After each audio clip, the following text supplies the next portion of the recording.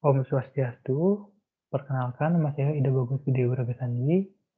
Kali ini saya akan mempresentasikan tugas saya mengenai arsitek landscape ternama dunia. Nah, di sini saya lanjutkan.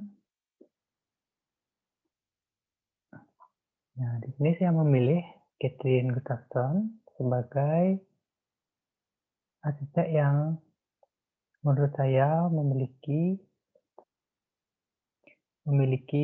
desain-desain yang menarik.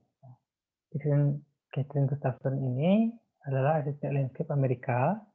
Areanya meliputi Garden of the Imagination di Terrasson, Prancis, kemudian alun-alun kota di Évry, Prancis, dan Diana Air Mancur Memorial Pussy Willows di Hyde Park, London. Nah, dia telah memenangkan penghargaan dan hadiah termasuk kompetisi desain Taman Millennium. Nah, beliau kelahiran 1951 di Yakima, Washington, Amerika. Nah, penghargaan yang dia pernah dapat adalah Jandreau Prize, kemudian pendidikan beliau di Universitas Washington, Christian Institute of Technology. Next, kemudian ada penghargaan yang pernah dicapai oleh Catherine Gustafson. Di sini ada Jandreau Prize yang tadi itu merupakan penghargaan arsitektur yang diberikan setiap tahun oleh arsitek jurnal untuk orang yang menunjukkan inovasi, keragaman, dan inklusivitas dalam arsitektur. Nah, di sini juga ada penghargaan beliau di antaranya yaitu Arnold W. Gardner Memorial Prize in Architecture pada tahun 2012, kemudian ada American Society of the Landscape Architect Design Medal pada tahun 2008, kemudian ada Royal Designer for Industry UK pada tahun 2005, kemudian ada Remarkable Garden pada 2004, terus ada penghargaan desain Chrysler pada tahun 2001, dan terakhir ada anggota kehormatan RIBA pada 1991. Next. Nah, beliau juga seorang penulis buku yang berkolaborasi dengan arsitek ternama lainnya seperti Michael Hosker. Nah, buku yang telah diterbitkan di antaranya yaitu Landscape pada tahun 1909 sampai 2018, kemudian ada Designing Atmosphere. Terus next, nah di sini adalah karya beliau yaitu The Garden of the Imagination. Nah, The Garden of the Imagination ini dirancang pada tahun 1996 oleh Catherine Gustafson. Nah, seluruh elemen desain yang digunakan pada taman ini yaitu menggunakan elemen dari alam, antara lain pohon, bunga, air, dan batu serta air mancur.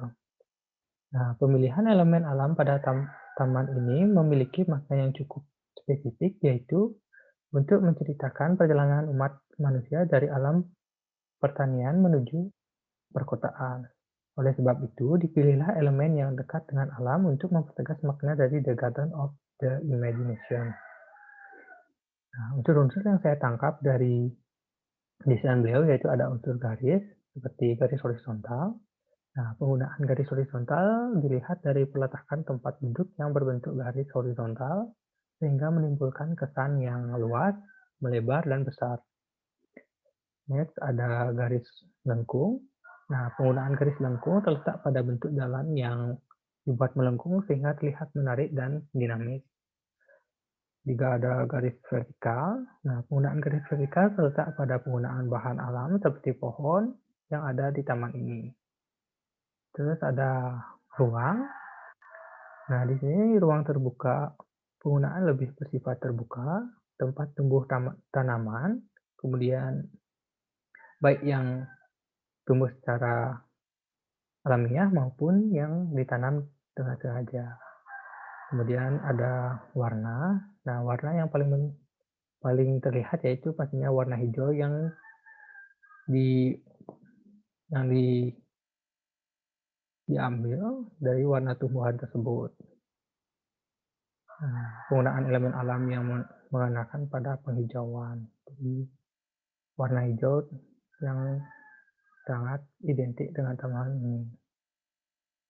Terus ada Prince of Wales Memorial Fountain. Nah, Prince of Wales Memorial Fountain merupakan taman yang dirancang oleh seniman landscape yaitu Catherine Gustafson. Cara pembangunan taman ini adalah untuk mengenang meninggalnya Diana pada tahun 1997. Nah, sehingga perancang memilih bentuk air mancur batu oval dengan dua sisi dengan makna yang berbeda. Nah, satu sisi aliran sungai turun dengan cukup mulus ke ujung lereng oval dengan riak lembut.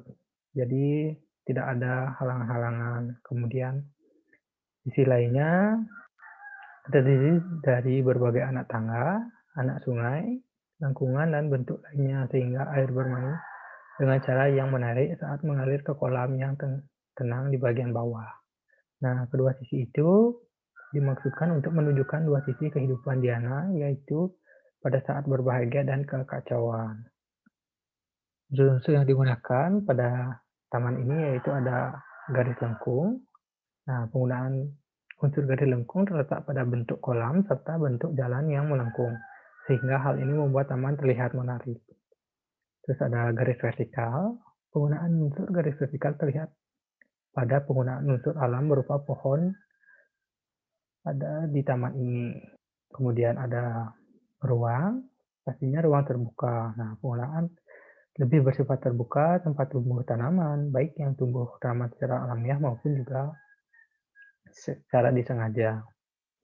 Terus ada warna. Warna yang dominan pada taman ini yaitu tentunya warna hijau karena digunakan untuk area hijau. Kemudian ada warna putih. Warna putih ini terletak pada dasaran dari sungai tersebut yang berwarna putih terlihat dari jauh seperti gambar, memiliki warna putih yang dari atas sangat menjadi pusat perhatian. Gitu. Nah, jadi itu saja presentasi dari saya. Jika ada salah kata, mohon dimaafkan. Sekian dan terima kasih. Om Santi Santi Santi Om.